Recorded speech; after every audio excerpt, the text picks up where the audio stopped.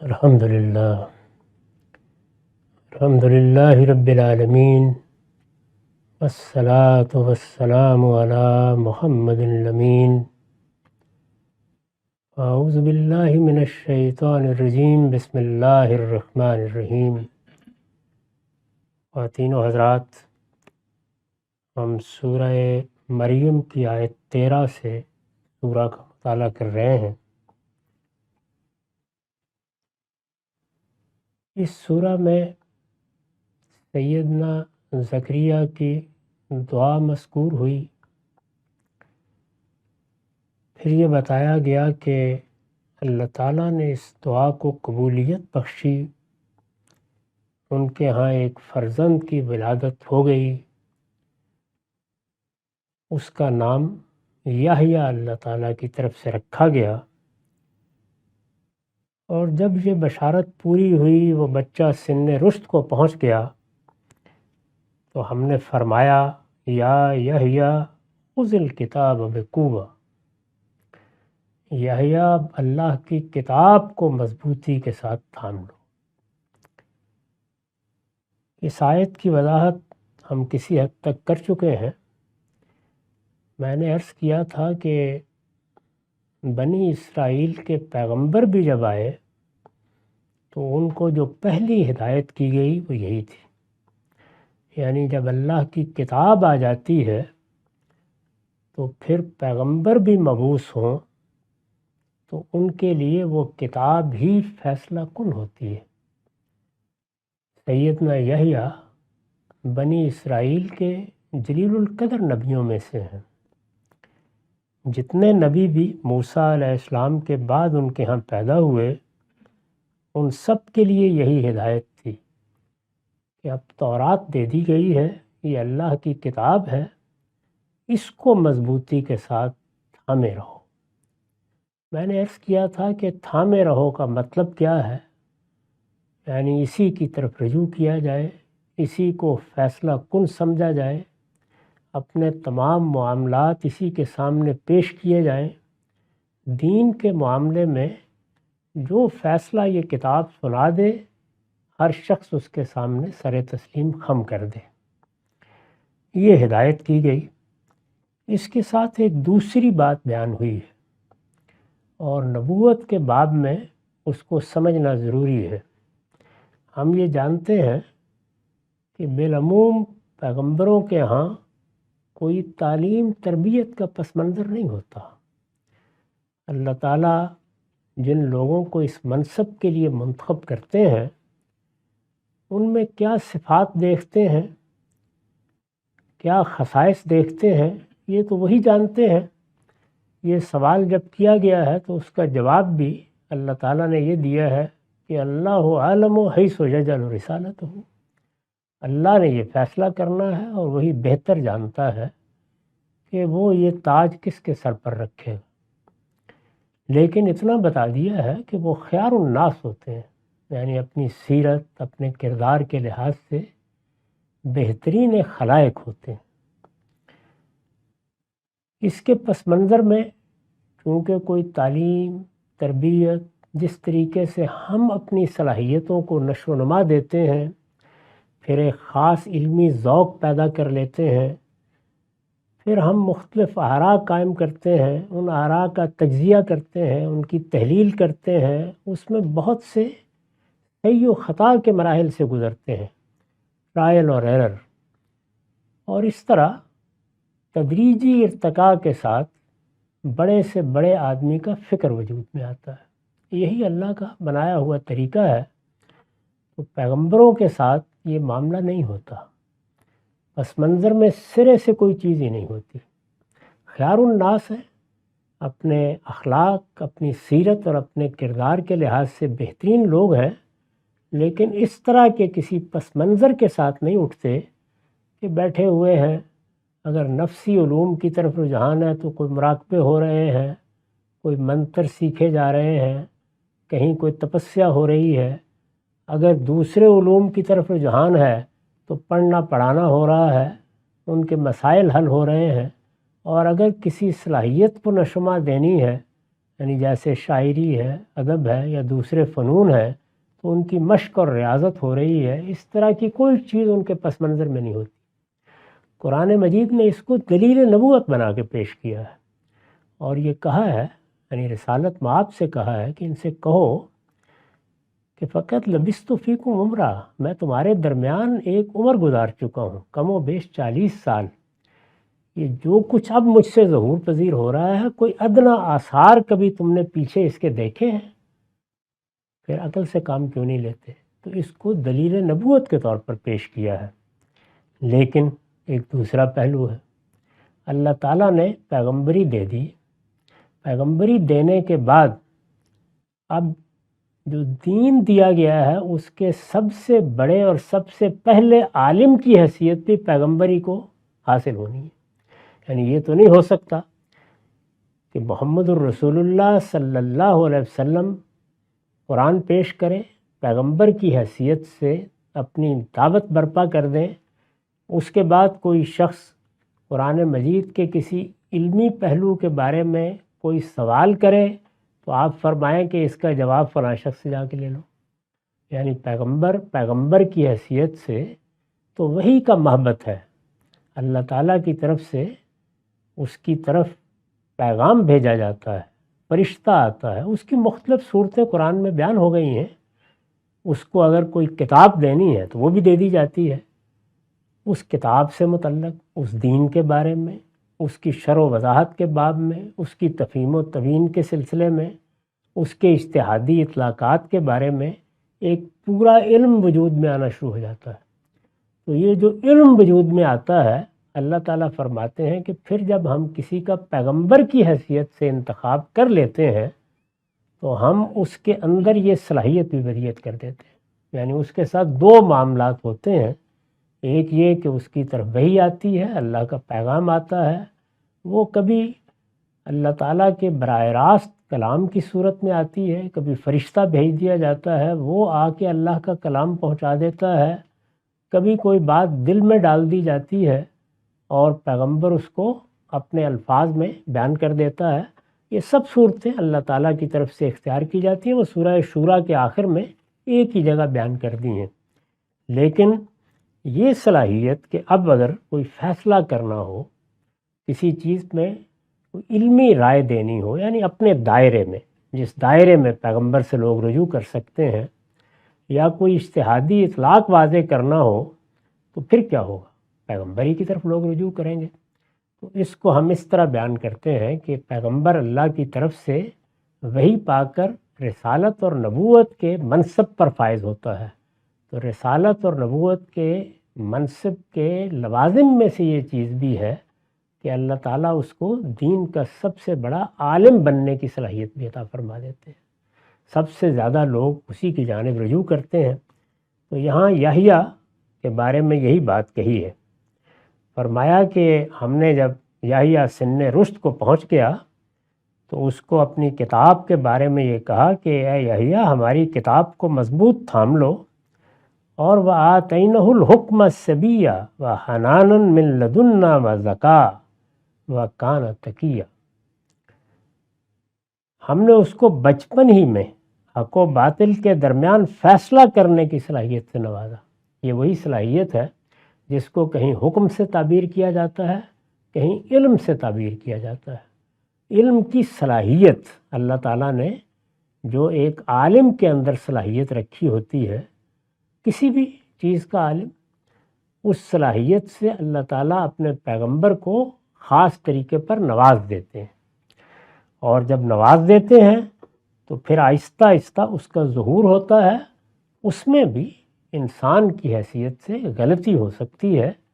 اللہ تعالیٰ فرماتے ہیں کہ ہماری طرف سے اس کے چاروں طرف پہرے لگا دیے جاتے ہیں، اگر کہیں غلطی کرے تو پھر ہم خود اصلاح کر دیتے ہیں۔ اس طرح سے دین کی دعوت، دین کا علم بالکل محفوظ صورت میں اس سے صادر ہوتا ہے۔ اس کے بعد کیا چیز اس نے آگے منتقل کرنی ہے، کس حیثیت سے منتقل کرنی ہے، وہ بات کے مسئلے ہیں۔ تو یہاں سیدنا یحییٰ کے بارے میں یہی بات قرآن نے بیان فرمائی۔ یہ حکم کا لفظ قرآن استعمال کرتا ہے۔ اس سے بظاہر ایک آدمی کو یہ خیال ہوتا ہے کہ کہیں اگر قضا کرنا پڑ گیا یعنی کوئی فیصلہ کرنا پڑ گیا، یعنی فیصلہ صرف دو فریقوں کے درمیان نہیں ہوتا، آراء کے درمیان ہوتا ہے۔ ایک چیز کو سمجھنے میں بعض اوقات وجوہ پیدا ہو جاتے ہیں، ان کے درمیان ہوتا ہے۔ تو یہ ایک بڑی جامع تعبیر ہے کہ اس میں پیغمبر پھر اپنا فیصلہ دیتا ہے۔ تو بچپن ہی سے ہم نے اس کو حق و باطل کے درمیان فیصلہ کرنے کی صلاحیت سے نوازا۔ دوسری بات یہ فرمائی ہے وَحَنَانًا مِن لَدُنَّا۔ اب ظاہر ہے کہ جب پیغمبروں کی سیرت، سوانح یا شخصیت کا ہم مطالعہ کرتے ہیں تو یہ معلوم ہوتا ہے کہ ان میں سے ہر ایک کے جس طرح فضائل میں کچھ فرق رکھا گیا ہے، اسی طرح خصائص میں بھی فرق رکھا گیا ہے۔ سیدنا موسیٰ کی شخصیت ایک اور شخصیت ہے، سیدنا مسیح کی شخصیت اس سے بالکل ہی مختلف ہے۔ رسالت مآب صلی اللہ علیہ وسلم کی شخصیت کے اپنے خصائص ہیں۔ سیدنا ابراہیم کا معاملہ ان سب سے بہت منفرد ہے، تو اس میں کیا کیا پہلو ہوتے ہیں اس کو بیان کیا ہے کہ ہم نے اس کو یہ حکم یعنی فیصلہ کرنے کی صلاحیت تو دے دی، وہ ہم پیغمبروں کو دیتے ہیں، لیکن خاص اپنی طرف سے ذوق و شوق بھی دیا۔ یعنی بعض طبائع ہوتی ہیں جن کا مزاج خالص علمی ہوتا ہے، بعض میں قیادت ظہور پذیر ہوتی ہے، قوموں کی قیادت، افراد کی قیادت، اسی طرح بعض میں کچھ دوسری صلاحیتیں۔ ہم جب عام انسانوں کو دیکھتے ہیں تو ان میں بھی کئی تفاوت ہے۔ ایسا تو نہیں کہ اللہ تعالیٰ نے ایک مشت برابر گندم پکڑی ہے اور ایک ہی طرح کے دانے اس میں ہیں اور بکھیر دیے ہیں، بلکہ انسانوں کے مابین صلاحیتوں کا بہت تفاوت ہے۔ کسی کے اندر شعر گوئی کی صلاحیت ہے، کوئی موسیقی کا ذوق لے کے پیدا ہوا ہے، کسی کی طبیعت میں بڑی رقت، بڑی نرمی ہے، کسی کے ہاں بہت منطقی اسلوب اور انداز ہوتا ہے۔ تو اس سے اللہ تعالیٰ نے وہ تنوع پیدا کیا ہے، وہ جدت پیدا کی ہے، وہ ندرت پیدا کی ہے جو ہم دنیا میں دیکھتے ہیں۔ تو پیغمبروں کی شخصیت میں بھی یہ چیزیں اسی طرح نمایاں ہوتی ہیں۔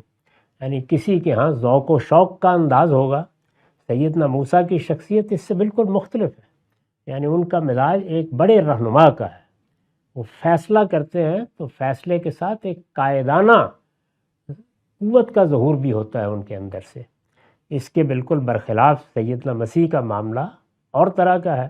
تو ان کے بارے میں یہ فرمایا کہ اپنی طرف سے ان کو ذوق و شوق عطا فرمایا، وَزَكَاةً اور ظاہر و باطن کی پاکیزگی عطا فرمائی، اور وہ نہایت پرہیزگار اور اپنے والدین کا فرما بردار بھی تھا۔ وَبَرًّا بِوَالِدَيْهِ۔ اس سے اندازہ کیا جا سکتا ہے کہ وہ کیا خصوصیات ہیں جو ہر پیغمبر میں ہونی ہی چاہیے۔ کسی پیغمبر کے بارے میں یہ خیال نہیں کیا جا سکتا کہ وہ اپنے والدین کا نافرمان ہوگا یا ان کے ساتھ زیادتی کرے گا۔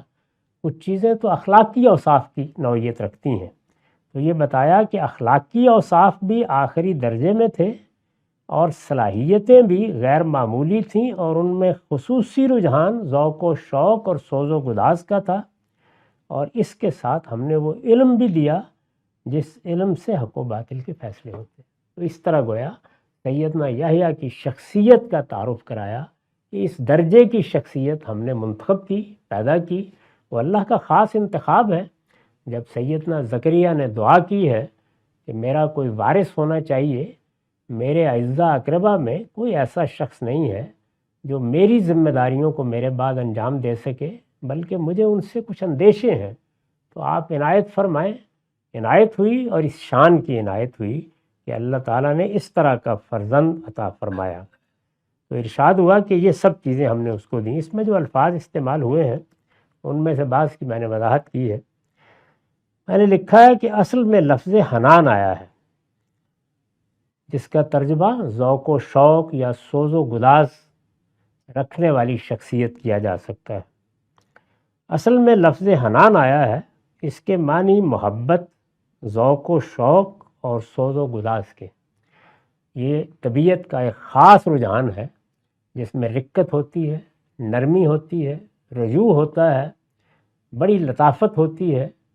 اس طرح کے لوگ قیادت کے لیے تو ایسے موضوع نہیں ہوتے، لیکن دلوں میں اتر کر ان کو تبدیل کر دینے کے لیے بڑے غیر معمولی ہوتے ہیں۔ اس کے معنی محبت، ذوق و شوق اور سوز و گداز کے ہیں۔ اللہ تعالیٰ جب اپنے کسی بندے پر خاص کرم فرماتا ہے تو اسے ان چیزوں سے بھی حصہ وافر عطا کر دیتا ہے، اچھی صلاحیتیں، اچھے رجحانات، اور وہ متعدد ہیں، کسی کو کوئی کسی کو کوئی، اس لیے کہ انسان کے قلب و روح کی زندگی انہی چیزوں سے عبارت ہے۔ اگر اس کے اندر ذوق نہیں ہوگا، شوق نہیں ہوگا، اس کی سطح مختلف ہو سکتی ہے، یا اس کے اندر علم کا رجحان نہیں ہوگا، یا وہ چیزوں کے اندر اتر کر ان کو سمجھنے کا ذوق نہیں رکھتا ہوگا، تو وہ پھر وہ ذمہ داریاں ادا نہیں کر سکتا جو پیغمبر کی حیثیت سے اسے ادا کرنی ہوتی ہیں۔ حضرت یحییٰ پر یہ عنایت کس درجے میں تھی، یعنی یہ سب چیزیں جو بیان کی ہیں یہ سب پیغمبروں میں کسی نہ کسی درجے میں ہوتی ہیں، لیکن جب کسی کے بارے میں خاص طور پر بیان کیا جائے تو اس کا مطلب ہے کہ بدرجۂ اتم ہے، یعنی وہ آخری درجے میں ہے یا بڑے درجے میں ہے۔ ان میں یہ کس درجے میں تھیں، اس کا کچھ اندازہ انجیل میں ان کے ارشادات سے کیا جا سکتا ہے۔ انجیل میں جو سیدنا یحییٰ کے ارشادات نقل ہوئے ہیں وہ بڑے دل نواز ہیں، ان کو پڑھیے تو قرآن مجید نے یہاں جو ان کی شخصیت کی تصویر کھینچی ہے وہ بالکل سامنے آ جاتی ہے۔ ان کا بات کرنے کا انداز، ان کا دعوت دینے کا انداز، ان کا زندگی بسر کرنے کا انداز بڑا ہی منفرد ہے۔ یعنی امام فراہی نے جو یہ کہا ہے کہ یہ دونوں یعنی سیدنا یحییٰ اور سیدنا مسیح یہ انسانوں سے زیادہ فرشتوں کے قریب محسوس ہوتے ہیں اپنی طبیعت کے لحاظ سے۔ اس کا کچھ اندازہ انجیل میں ان کے ارشادات سے کیا جا سکتا ہے۔ ان کی دعوت کا ایک خاص رنگ تھا، یعنی پیغمبر دعوت دیتے ہیں، مثلا رسالت مآب صلی اللہ علیہ وسلم نے بھی دعوت دی ہے، آپ پر قرآن خود ایک دعوت و انذار کی کتاب کی حیثیت سے نازل کیا گیا ہے، اس کو آپ نے پڑھ کے سنایا ہے، اور مختلف مواقع پر اور مختلف انداز سے پڑھ کے سنایا ہے، اپنے گھر میں لوگوں کو پڑھ کے سنایا ہے، حرم میں کھڑے ہو کے پڑھ کے سنایا ہے، کسی موقع کے اوپر لوگوں کو بلا کے ان کے سامنے قرآن پیش کیا ہے۔ تو یہ انداز ہے کہ کیسے پیش کیا، اس کی کچھ تصویریں بھی ہمیں حدیث کی کتابوں میں ملتی ہیں، وہ اس وقت زیر بحث نہیں ہیں۔ تو ان کی دعوت کا بھی ایک خاص رنگ تھا، وہ لوگوں سے گناہوں کی توبہ کراتے، یعنی جس وقت وہ دعوت دیتے تو اس کے ساتھ وہ بنی اسرائیل کے پیغمبر ہیں۔ بنی اسرائیل ایک مسلمان قوم ہے، بلکہ پہلی مسلمان قوم ہے، تو مسلمان قوم کی حیثیت سے وہ پیغمبروں کے ماننے والے ہیں، آخرت کے ماننے والے ہیں، اللہ کی شریعت کے حاملین میں سے ہیں۔ تو اگر ان کے ہاں تبدیلی آتی اور وہ ان کی دعوت سے متاثر ہوتے تو ان سے توبہ کراتے، اور توبہ کرنے والوں کو روح و جسم دونوں کی پاکیزگی کے لیے غسل کراتے تھے۔ یعنی جب کوئی توبہ کر لیتا تو کہتے کہ اب تمہاری روح کو بھی پاکیزہ ہونا چاہیے۔ دین کی دعوت پاکیزگی کی دعوت ہے، دین کا مقصد پاکیزگی ہے، نہ وہ کوئی دنیا کا نظام الٹنے کے لیے آیا ہے، نہ وہ کام کرنے کے لیے آیا ہے جو لوگ اس دنیا میں اس سے متوقع سمجھتے ہیں۔ وہ روحوں کو، دلوں کو، دماغ کو، جسم کو، ہر چیز کو پاکیزہ بنانے کے لیے آیا ہے۔ اس کو قرآن مجید ایک ہی لفظ میں ادا کر دیتا ہے، تزکیہ، پاکیزگی حاصل کرنا۔ یہ پاکیزگی ہی دین میں مطلوب ہے، اور اللہ تعالیٰ نے فرمایا ہے کہ پاکیزگی حسن ہے، اور اللہ تعالیٰ کا جو فردوس بری ہے وہ حسن کا منتہائی کمال ہے۔ اگر فردوس میں داخل ہونا چاہتے ہو تو اپنے آپ کو اس سے ہم آہنگ بناؤ، یعنی اس کے ماحول سے موافقت پیدا کرو۔ وہ کیسے ہوگی؟ وہ پاکیزگی کا منتہائی کمال ہے، تم دنیا میں پاکیزگی حاصل کرنے کی صحیح کرو، پاکیزگی بدن میں بھی، پاکیزگی خور و نوش میں بھی، اور پاکیزگی اخلاق میں بھی۔ تو پاکیزگی ہی اصل میں پورے دین کی حقیقت ہے، وہی اس کا مقصد ہے۔ وہ پاکیزگی کے لیے ان کو غسل کراتے تھے تاکہ وہ یہ سمجھیں کہ جب انہوں نے توبہ کی ہے تو ان کے ظاہر و باطن کو اب ایسے ہی پاکیزہ رہنا چاہیے۔ رسالت مآب صلی اللہ علیہ وسلم کی نسبت سے بعض روایتوں میں بھی یہ معلوم ہوا ہے کہ آپ نے لوگوں کو تلقین کی کہ تم ایمان لا رہے ہو تو غسل کر لو، تاکہ آدمی کو نفسیاتی طور پر یہ محسوس ہو کہ میں نے وہ سارا میل کچیل اتار دیا ہے، اب میں ایک نئی دنیا میں داخل ہو گیا ہوں۔ اسی بنا پر کیونکہ وہ بڑے اہتمام سے غسل کراتے تھے، اسی بنا پر انہیں یوحنا بپتسمہ دینے والا، جان دی بیپٹسٹ کہا جاتا ہے۔ انہیں مسیح علیہ السلام کا ارہاس بھی کہتے ہیں، وہ گویا ان کی منادی کر رہے تھے، جیسے رسالت مآب صلی اللہ علیہ وسلم کے آنے سے پہلے سیدنا مسیح نے منادی کی ہے، مبشرم برسول یاتی من بعد اسمہ احمد، میں ایک ایسے پیغمبر کی بشارت دینے کے لیے آیا ہوں جس کا نام احمد ہوگا اور وہ میرے بعد آئے گا۔ ایسے ہی وہ بھی منادی کرتے تھے، چنانچہ وہ ان کی منادی کرتے تھے کہ توبہ کرو، اس لیے کہ خدا کی بادشاہی قریب آ گئی ہے۔ اسی طرح کہتے تھے کہ میں بیابان میں ایک پکارنے والے کی آواز ہوں کہ تم خداوند کی راہ کو سیدھا کرو۔ یہ بڑے ہی دل نواز الفاظ ہیں، گویا تم اس وقت بنی اسرائیل کو کہا ہے اس وقت ہنستے بستے گھرانے نہیں ہو، بظاہر تو تمہاری بستیاں ہیں، تمہارے شہر ہیں، ان کی رونق ہے، تمہارے بازار ہیں، ہنگامے ہیں، لیکن اصل میں تم بیابان ہو چکے ہوئے ہو۔ تو اس لیے میں تمہارے اندر پھول کھلانے کے لیے آیا ہوں، میں تو بیابان میں ایک پکارنے والے کی آواز ہوں کہ تم خداوند کی راہ کو سیدھا کرو۔ تو اس طرح دعوت دیتے تھے۔ قرآن مجید نے یہاں اس پہلو کے لیے لفظ حنان کو استعمال کیا ہے۔ دوسرا لفظ استعمال کیا وہ کانا تقیہ، اور وہ نہایت پرہیزگار تھا۔ نہایت پرہیزگار، تقوی یا پرہیزگاری، یہ ظاہر ہے کہ دین جو لباس یا پیرہن چاہتا ہے کہ ہم پہن لیں، اس کے لیے یہی تعبیر اختیار کی گئی ہے، یعنی انسان اپنے پورے وجود کو اس قاعدے میں لے آئے، اپنی عقل کے تابع کر دے، خواہشات کی اسیری سے نجات پا لے، اور ہر موقع پر ہر فیصلہ اس روشنی میں کرے جو اللہ کی طرف سے حاصل ہوتی ہے۔ تو پھر اس کا نتیجہ یہ ہے کہ تقوی انسان میں پیدا ہوتا ہے۔ اس پر بھی میں نے وضاحت کیا کہ حضرت مسیح نے فرمایا تھا کہ جو عورتوں سے پیدا ہوئے ہیں ان میں یوحنا بپتسمہ دینے والے سے بڑا کوئی نہیں ہوا۔ یہ متی کی انجیل میں ان کے الفاظ ہیں، جو عورتوں سے پیدا ہوئے ہیں ان میں یوحنا یعنی وہی یوحنا بپتسمہ دینے والے سے بڑا کوئی نہیں ہوا۔ اس سے اندازہ کیا جا سکتا ہے کہ زہد و تقوی میں بھی وہ کس مقام پر تھے۔ استاذ امام لکھتے ہیں ان کی ساری زندگی ترک دنیا کی زندگی تھی، یعنی پیغمبروں میں یہ بہت منفرد ہیں دونوں۔ انہوں نے دنیا کی سب آلائشیں اپنے ہاں سے اتار کے پھینک دی تھی۔ ان کی ساری زندگی ترک دنیا کی زندگی تھی۔ انہوں نے توبہ کی منادی اس زور شور سے کی کہ اس سے دشت و جبل گونج اٹھے۔ رسالت مآب صلی اللہ علیہ وسلم کی دعوت کے بارے میں بھی حال ہی نے کہا ہے کہ وہ بجلی کا کڑکا تھا یا صوت ہادی، عرب کی زمین جس نے ساری ہلا دی۔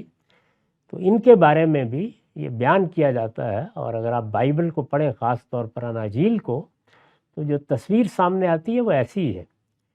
انہوں نے توبہ کی منادی زور و شور سے کی کہ اس سے دشت و جبل گونج اٹھے۔ ہیکل میں تقریر کرتے، جو ان کا معبد ہے، سیدنا سلیمان نے جو مسجد بنائی تھی جس کو ہیکل سلیمانی کہا جاتا ہے، وہاں جاتے تھے، ہیکل میں تقریر کرتے تو لوگوں کے دل دہل جاتے، لیکن اس دنیا سے ان کا تعلق صرف دینے کے لیے تھا۔ اس سے انہوں نے لیا کچھ بھی نہیں۔ جنگل کے شہد اور اس کی ٹڈیوں پر گزارا کرتے، کمبل کی پوشاک سے بدن ڈھانکتے، اور جس سر کو چھپانے کے لیے اس دنیا میں کوئی چھت نہیں بنائی، اس کو خدا کی خاطر کٹوا کر اس دنیا سے رخصت ہو گئے۔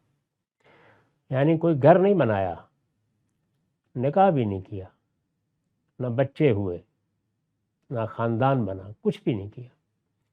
اب ظاہر ہے کہ یہ تجرد اور ترک دنیا کی زندگی ہے۔ سوال کیا جا سکتا ہے کہ کیا یہ زندگی اختیار کی جا سکتی ہے؟ تو ہمارے دین میں جو عمومی ہدایات ہیں ان میں تو اس چیز کی ترغیب نہیں دی گئی، بلکہ بتا دیا گیا ہے، اور خود قرآن میں اس کو موضوع بنایا گیا ہے۔ آگے اللہ تعالیٰ نے بتایا ہے کہ رہبانیت نبتدعوہا، یہ ترک دنیا، یہ رہبانیت، یہ مسیحیوں نے اپنے ہاں ایجاد کر لی ہے، ما کتبناہا علیہم، ہم نے یہ ان پر کبھی لازم نہیں کی تھی۔ تو عمومی قانون یہی ہے، لیکن جس وقت کوئی خصوصی ذمہ داری کسی شخص کو دی جاتی ہے اللہ تعالیٰ کی طرف سے، تو اس کے قوانین پھر عمومی نہیں رہتے۔ اس کی سب مثالیں قرآن میں بھی ہیں، حدیثوں میں بھی ہیں۔ رسالت مآب صلی اللہ علیہ وسلم کو پیغمبر کے منصب پر فائز کیا گیا تو آپ کے معاملے میں نمازوں کی صورت وہ نہیں رہی جو ہم لوگوں کے لیے ہے۔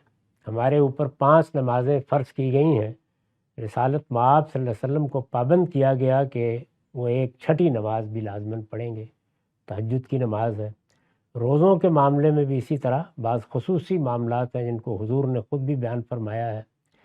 بیویوں اور نکاح کے بارے میں بھی بعض خصوصی ہدایات آپ کی نبوی حیثیت کے لحاظ سے آپ کو دی گئیں، اور اللہ تعالیٰ نے خود ایما فرمایا کہ یہ آپ کو نبوت کی ذمہ داریوں کو ادا کرنے کے لیے اب کرنا ہے۔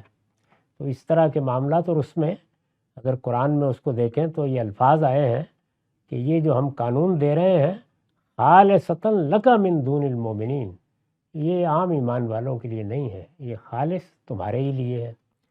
سیدنا مسیح کی حیثیت بھی بالکل یہی ہے۔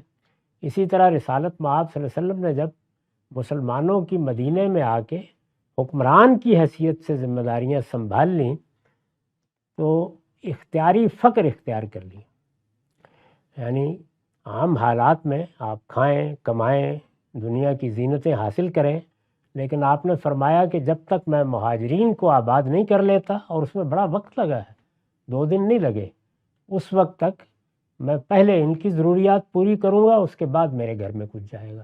تو یہ ظاہر ہے کہ منصبی ذمہ داریوں کے لحاظ سے یہ دونوں سیدنا یحییٰ اور سیدنا مسیح یہ عام پیغمبر نہیں ہیں۔ اللہ تعالیٰ نے جو پیغمبری کا ایک منصب قائم کیا، اس کی تاریخ کے بارے میں بارہا بتا چکا ہوں کہ اس کا پہلا مرحلہ وہ تھا جو سیدنا ابراہیم پر ختم ہوا ہے، اس کے بعد بھی کسی حد تک جاری رہا لیکن بتدریج اس کو ختم کر دیا گیا۔ وہ یہ تھا کہ ہر قوم کے اندر اللہ تعالیٰ ایک رسول بھیجتے تھے، اور پھر اس قوم کے لیے اللہ کی عدالت زمین پر برپا ہو جاتی تھی، اور زمین ہی پر اس کا فیصلہ سنا دیا جاتا تھا۔ آخرت کے فیصلے تو ہوں گے مرنے کے بعد۔ یہ طریقہ رہا۔ اس کی بہت سی مثالیں قرآن نے بیان کی ہیں۔ سیدنا لوط ہیں، اس سے پہلے شعیب ہیں، اس سے پہلے دوسرے پیغمبر ہیں جیسے ہود ہیں، صالح ہیں، یہ سب گویا اسی سلسلے کے پیغمبر ہیں۔ سیدنا ابراہیم کے بعد پھر بتدریج نبوت کو ان کی اولاد میں خاص کر دیا گیا، اور پھر سیدنا موسیٰ کو جب اللہ تعالیٰ نے اپنی کتاب دی تو گویا پہلی مسلمان قوم باقاعدہ منظم طریقے سے اللہ تعالیٰ کے احکام کی مخاطب ہوئی، بنی اسرائیل جن کو کہا جاتا ہے، اور قرآن مجید کی سورہ بقرہ کا خصوصی خطاب انہی سے۔ تو ان لوگوں کو جب اللہ تعالیٰ نے اٹھایا اور ایک بڑی ذمہ داری دی ہے تو ان کے لیے بھی بعض خصوصی احکام ہیں، ان کی الگ تفصیلات ہیں۔ ان کے یہ آخری پیغمبر ہیں، یعنی سیدنا یحییٰ اور سیدنا مسیح کس لیے بھیجے گئے ہیں؟ اپنی قوم پر حجت تمام کر کے اسی دنیا میں اس کے لیے عذاب و ثواب کا فیصلہ کریں۔ یہ غیر معمولی مشن تھا جو ان دونوں کو دیا گیا۔ وہ محض پیغمبر ہیں ہی نہیں، اس سے کہیں بڑا منصب ہے جس پر فائز کر کے ان کو بھیج دیا گیا ہے۔ اسی وجہ سے ہم دیکھیں گے آگے حضرت مسیح کے معجزات کی نوعیت بڑی غیر معمولی ہے، پیدائش بڑی غیر معمولی ہے، یعنی سارے ہی قوانین بالکل تبدیل کر دیے ہیں۔ اور اس درجے میں جب اتمام حجت ہو گیا ہے تو پھر وہ اعلان کیا ہے جب سیدنا مسیح کو اٹھایا ہے کہ اب ہم نے فیصلہ سنا دیا ہے کہ انی متوفیک و رافعک الیہ و مطہرک من الذین کفروا و جاعل الذین اتبعوک فوق الذین کفروا الی یوم القیامہ، کہ مسیح واپس آ جاؤ، ہم نے فیصلہ کیا ہے کہ ہم تمہیں وفات دیں گے اور ان ظالموں سے الگ کر کے تمہیں اٹھا لیں گے، ان کے کفر سے تمہیں پاک کریں گے، اور تیرے پیروکاروں کو قیامت تک تیرے منکرین پر غلبہ دیے رکھے۔ یہ اعلان کر کے ختم کر دیا۔ اس کے بعد اعلان ہو گیا کہ اب بنی اسرائیل کو قیامت تک اللہ کے عذاب کا مورد بنے رہنا ہے۔ تو یہ خصوصی حیثیت ہے ان پیغمبروں کی، جس وجہ سے انہوں نے پھر گھر نہیں بسایا، انہوں نے بچے نہیں پیدا کیے، انہوں نے پھر دنیا سے اپنے آپ کو بالکل غیر متعلق کر دیا۔ اس کی کچھ مزید تفصیلات ہیں۔ اب ہمارا وقت ختم ہو گیا۔ اقول قولی ھذا واستغفر اللہ لی ولکم ولسائر المسلمین۔